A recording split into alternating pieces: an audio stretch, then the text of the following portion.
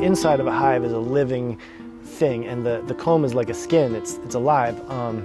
So our approach is generally to kind of let bees be bees. There's just no simpler way to put it.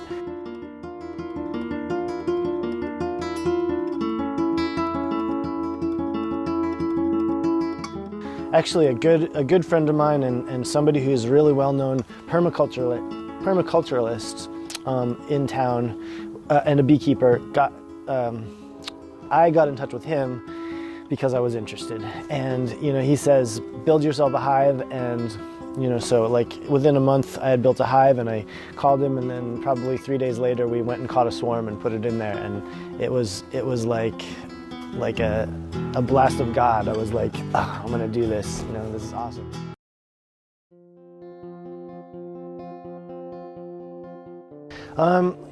City beekeeping is a lot of work. It's much different than maybe like a classical beekeeper who works in the field and manages a bunch of hives. I think, I've never actually done that work, although I have a lot of friends who have done it. That tends to be very methodical.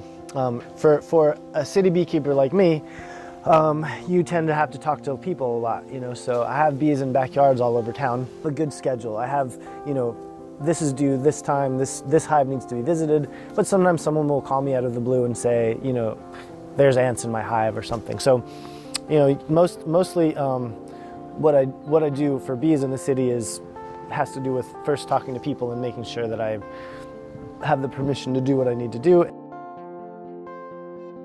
Beekeeping really is the sort of thing you need help with, but I guess other than that, I guess in some ways it becomes sort of more traditional beekeeping once you're in the hives. When I started beekeeping, I wasn't happy with the Langstroth hive, which is the traditional hive that you see in the fields. It's just a white box.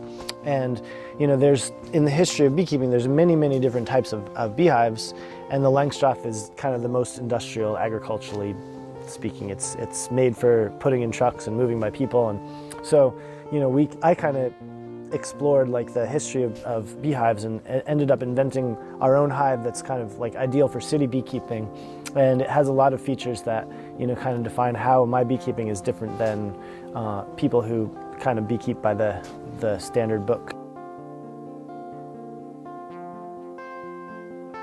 Just the opposite of what I was describing about industrial beekeeping, where hives are brought out to pollinate one crop. This is, monoculture, the worst thing in the world. It's, they come out for sunflowers for a week and then they're off to, something else. So you get varietals of honey, and then they can sell them as those varietals. In the city, you have no idea what you're getting because there's always something in bloom, and people plant plants from all over the world, so you're kind of just guessing.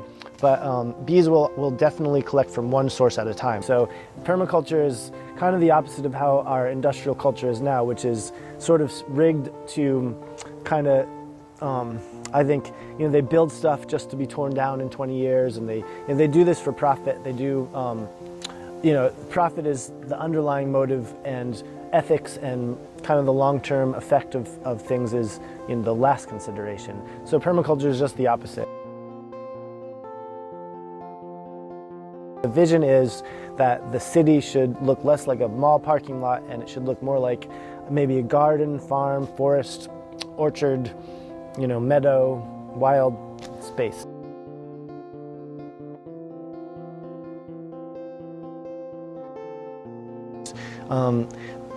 In other parts of the country, there will be no brood nest now. All the boy bees will be dead. And the bees will just be trying to save up as much honey as they can for winter.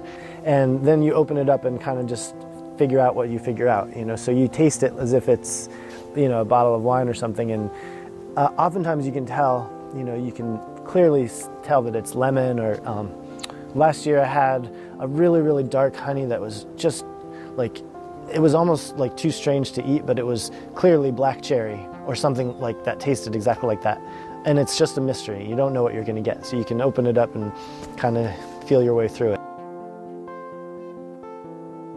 I don't know that I've produced any hives that I believe really express what I want yet, but I feel like I built the platform to do it. So I guess, my idea is that maybe the project can be looked at in an art form in a number of different ways. What I think of as the inspiration for this project is when I show up in a neighborhood and there's a swarm hanging on a tree and I catch it, little kids come out and they're not on their TVs or their devices, and they follow you around and they want to be beekeepers, and the neighbors come out and they'll talk to you and they're excited. It's a real living spectacle. To me, this is kind of the center of what I think of as like sort of the art project. So we're trying to be in people's backyards and develop a culture that is kind of self-sustaining.